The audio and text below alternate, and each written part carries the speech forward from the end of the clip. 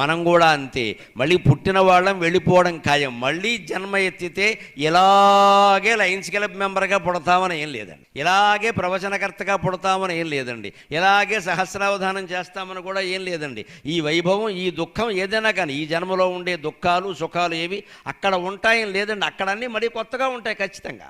ప్రతి కెరటము పడిన కెరటం లేచిన కెరటం పడుతుంది. అంటే పుట్టిన ప్రతి మనిషి పోతాడు, కానీ పడిన కెరటం ఏది మళ్ళీ వెనక్కి అదే రకంగా లేస్తుందని లేదు. ఖచ్చితంగా మనం వెళ్ళిపోవడం ఖాయం ఈ ప్రపంచం నుంచి. కానీ వచ్చే జన్మ ఇలాంటి జన్మే వస్తుందని లేదుగా.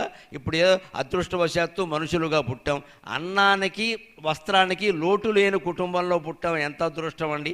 ఆ అన్న వస్త్రాలు లేక ఎంతమంది బాధపడుతున్నారు లోకంలో, వాళ్ళకే కదా మీరందరూ సేవలు చేస్తూ ఉన్నది. అందుకని మళ్ళీ మనం సింహాలుగానే జన్మించాలి, ఎప్పటికీ సేవ చేసేవాళ్ళుగానే ఉండాలి. అంటే ఈ జరుగుతున్న సేవకి సాక్షిగా ఉండాలి.